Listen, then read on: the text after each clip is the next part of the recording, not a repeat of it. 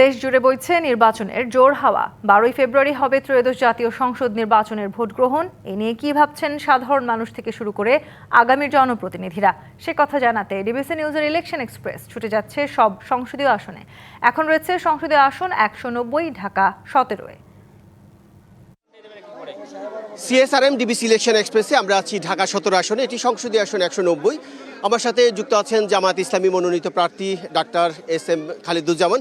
আপনাকে স্বাগত জানাচ্ছি আমাদের সিএসআরএম ডিবিসি ইলেকশন এক্সপ্রেসে।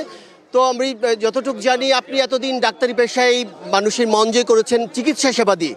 এখন মানুষের পালস দেখে বুঝতে হবে জনগণ আপনাকে কতটা ভালোবাসে। এটা কিভাবে দেখছেন আপনি মানুষের ভালোবাসা? আমাদের বর্তমান সমাজটা এই যে সন্ত্রাস, চাঁদাবাজি, হত্যা, তারপরে পরস্পরের সম্পদ লুণ্ঠন, নারীদের যে অত্যাচার করা, এই সবগুলোই বলতে পারেন সমাজের অসুস্থতার একটা সিমটম।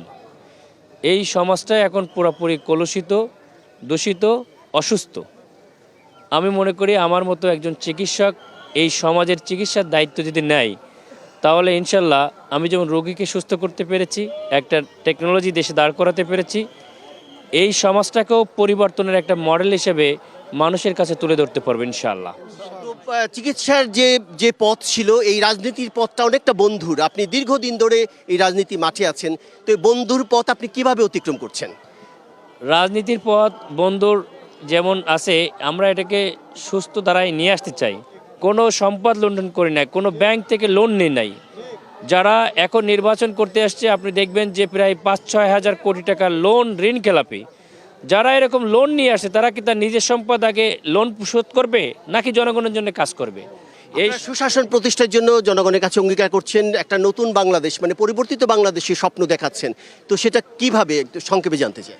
মানুষের যেটা আছে সেটা নিয়েই তারা ভালোভাবে থাকতে চায়। যেমন আমি যে এলাকায় আছি, এই এলাকার ব্যবসায়ীরা তারা যথেষ্ট পরিমাণ কর্মসংস্থান করতে পারে, হাজার হাজার কোটি টাকা তারা ইনভেস্ট করতে পারে, কিন্তু তারা যখন ইনভেস্ট করতে যায় তাদের 40টা 50টা পেপারস লাগে, তাদেরকে বেঁধে ধরা হয়, এক টেবিল থেকে আরেক টেবিলে কাগজ যায় না। এই যে বিভিন্ন ধরনের মানুষের হয়রানি এবং আমলাতন্ত্রের জটিলতা, এটাকে আমরা ভেঙে একত্রিতভাবে স্মুথীকরণভাবে সারা দেশ বিদেশে চলছে যে এক টেবিলে আপনার এই সমস্যাগুলো সমাধান করা সম্ভব। আপনার এখানে যেমন বাড়িধারা আছে, গুলশান আছে, বনানী আছে, ভিআইপি এলাকা বলা হয়, ঠিক আপনি এই এলাকায় যেখানে আসছেন শ্রমজীবী মানুষ, প্রচুর মানুষ ভোটার আপনি। তো এই যে শ্রমজীবী মানুষ বা খেটে খাওয়া মানুষ, তাদের জন্য কি পরিকল্পনা যদি বলেন? যেটা এলিট সোসাইটি আছে তারা তাদের নিজস্ব সম্মান নিয়ে ব্যবসা করতে চায়, তারা সিকিউরিটি চায়। এলিট সোসাইটির মানুষ লেক আছে সেটা পুনরুদ্ধার চায়, মাঠটা পুনরুদ্ধার চায়, পার্কটা পুনরুদ্ধার চাই, সেটা তাদের জন্য ব্যবস্থা করব। এই এলাকায় যেটা নিম্ন আয়ের লোক, এই এলাকার সবচেয়ে বেসিক যে নিড, তাদের খাদ্য, বস্ত্র, বাসস্থান, শিক্ষা, স্বাস্থ্য কোনোটাই ভালো নাই। স্যানিটেশনের অবস্থা নাই, তাদের পিওর ড্রিঙ্কিং ওয়াটার নাই, পিওর ফুড নাই, তাদের স্বাস্থ্যের ব্যবস্থা খারাপ, তাদের যে গ্যাসের অবস্থা নাই, তাদের যে নর্মাল যে ড্রেনেজগুলো সেটা নাই। এই বাড়িগুলোকে বলতে পারেন পুরা তাদেরকে পুনর্গঠন করে তাদেরকে একটা সুস্থ ধারা নিয়ে আসতে হবে।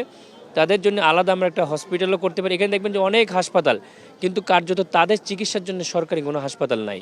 মিনিমাম স্ট্যান্ডার্ড জীবনযাপন যেন তারা করতে পারে সেটার ব্যবস্থা আমরা করবেন। ঢাকা 17 আসনের দিকে শুধু ঢাকার মানুষ না, সারা বাংলাদেশের মানুষ তাকিয়ে আছে। একটা দলের প্রধান এখানে নির্বাচন করছেন, প্রতিদ্বন্দ্বিতা করছেন, ঠিক আপনি একজন হেভিওয়েট প্রার্থী, আপনার নিজের একটা সুনাম, যথেষ্ট সুনাম রয়েছে। তো এটা আপনি কিভাবে দেখছেন যে এই হাড্ডাহাড্ডি প্রতিযোগিতা কেমন হবে? আমরা আশা করি আমাদের বিপুল ভোটে জয় হবে ইনশাল্লাহ।